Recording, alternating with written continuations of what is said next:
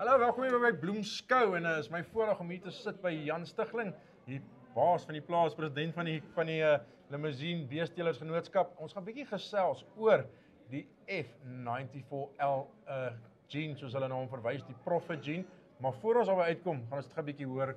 Hulle celebrate, ek vier hierdie jaar hulle 50ste jaar en ons gaan 'n bietjie uitvind wat hulle alles doen en hoe dit gaan. Jan, hoe lyk dinge? Hallo Tinus, goed in jouself man? Nee, baie dankie. Jan, julle het 'n ongelooflike goeie bloemskou gehad. Ja. Ouens het ongelooflik deelgeneem, maar saam met dit 'n leading lady veiling en ek dink julle seker in julle noppies na dit. Ja, gits, dankie Tinus. Ja, weet jy wat, die 50 jaar viering was fantasties geweest. Ek dink ons het reg gekry wat ons wou reg gekry het. Die klomp teelers wat ons daar gehad het, was almal freaking oor die moon geweest met hoe goed dit gegaan het. Dis regtig, was baie lekker geweest. En dan natuurlik het ons daai leading lady auction gehad die eerste aand van die skou. En dit het alle verwagtinge oortref. Dit was ongelooflik goed geweest. Die kwaliteit van die verse was great geweest. Die pryse het dit gewys. En ons het 'n klompie geld ingesamel vir die assosiasie. En dit is altyd belangrik. Die limousine is op 'n lekker plek en begin sin maak en hulle het hard gewerk om 'n klomp goeders aan die publiek en aan die boer by die huis te verduidelik oor wie is die limousine. Ja. En ek wil graag daar stop en sê ons praat van die F94L myostatin gene. Yes. As ons kyk na hierdie geen binne in die ras, daar as jy mense myostatin hoor hulle dubbelbespiering en dan trek hulle terug. Kom ons begin oor wat is die F94L gene? Waar kom hy vandaan? Ja, Tinus, jy weet, daar's 'n groot mispersepsie in die mark op die stadium en as gevolg van die F94L geen, die myostatin geen. Weet ek dink die limousines is seker die enigste ras, die volbloed ras wat daai geen dra en ons het geen probleme met dubbelbespiering. Daar's klomp mense en dis maar net oor dit die ouens het nie regtig kennis nie. Almal dink dit is wat die dubbelbespiering. Ja, daar is dubbelbespiering probleme by van die ander rasse, veral by die composite rasse waar die geen by betrokke is.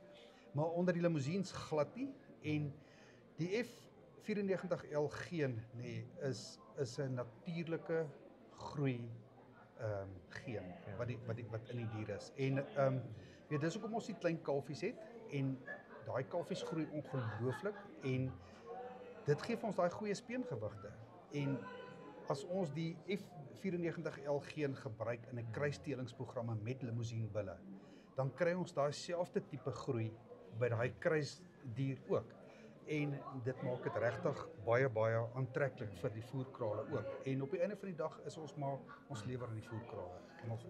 Ja, ek het so 'n bietjie uitdruk gaan kyk as mense kyk mense gaan amper 40 jaar terug in die ras in. As ons sien dat daar 'n groot groei of 'n groot verbetering in melk was in die ras en 'n vrugbaarheid. Ja. En is definitief iets waar ek neem aan die ras op 'n stadium begin sê, okay, maar hierso moet ons verteel. Dink jy as mense daarna kyk dat julle nog steeds julle het nie geboorteprobleme nie, julle nog steeds julle is een van die as ons kyk na die rasse en na die katalogus wat die ouens aanbied, al die diere wat daar aangebied word, het goeie TKP's oor die algemeen. En dan kyk ons na die melk wat gedra word en die groei, dan wil ons sê maar hierso is nie 'n negatiewe korrelasie teenoor die myostatin glad nie. F94L en die wat ons noem produksie eienskappe nie. Ja, want dis jou eerste ding wat gebeur. As jy begin dubbelbespiering kry, dis die eerste ding wat gebeur as jy sukkel met jou fertiliteit.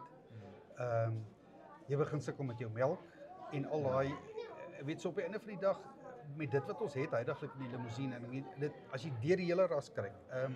En ou sien dit die eerste ding wat jy sien is waar die ouens veilings aanbied. As jy kyk na daai TKP's en al die tipe goeders, als is eintlik uitstekend, né? En dis nie iets wat ons kan manipuleer nie. Dit word deur die breedplan stelsel daar gesit, weet. So ons is regtig in 'n baie bevoordeelde posisie met die geen en met wat ons reg kry met die geen ook. Ek praat altyd van ek sê as ons mense steel mens onthou 'n toutjie so lank. Jy kan hom bietjie daar kan trek, maar eers maak jy hom korter en jy kom bietjie hierdie kant toe vat, maar jy maak hom korter aan die ander kant. Maar as ons kyk na die geen, dan gee eintlik vir jou, jy kan eintlik die ouens wat hom wil gebruik in hulle kruissteelprogramme nie noodwendig Ek praat nie van terminale kruising, ek praat van wat hulle gebruik om dalk in hulle kommersiële kuddes ook die vroulike diere terug te hou. Kan jy moontlik daai toutjie bietjie langer maak, daai ekstra vleis by te sit? Is dit hoe jy amper jy sien? Ja, dis presies wat ons in gedagte het om daai toutjie bietjie langer te maak. dit is eintlik ideaal om daai toutjie bietjie langer te maak. En kyk, ons sit met 'n klomp teelers, kommersiële teelers daar buitekant en oor die hele streek van Zambia af terug al die pad tot hier onder in Suid-Afrika, wat die ouens die kruisteelingprogramme run met die limousine-bulle. En dan wat hulle gedoen is daai F1 vroulike diere word dan teruggehou in die kuddes om dan weer te gebruik either om te teel na F2 toe of dan weer terug die kom ons sê dit is 'n boeraankruis of 'n Brahman-kruis om weer dan 'n Brahman of 'n boeraan op hom te sit. En die ouens het groot sukses huidiglik reg oor die hele streek. En ja, ek dink op daai manier is ons besig om daai toutjie bietjie langer te rek hoor. Ja. Jan, baie dankie vir jou tyd. Ek weet julle is druk besig hier by Nampo, maar ja, ons maak weer so en ek sien uit om hier met jou te gesels. Ja, baie dankie. Altyd lekker om julle te hê, Tinus.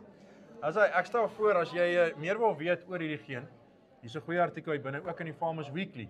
Kan jy daar gaan kyk en meer uitvind en anders bel my sommer of vir Jan, ons stuur vir jou al die inligting wat jy nodig het. Tot 'n volgende keer. Totsiens. Totsiens.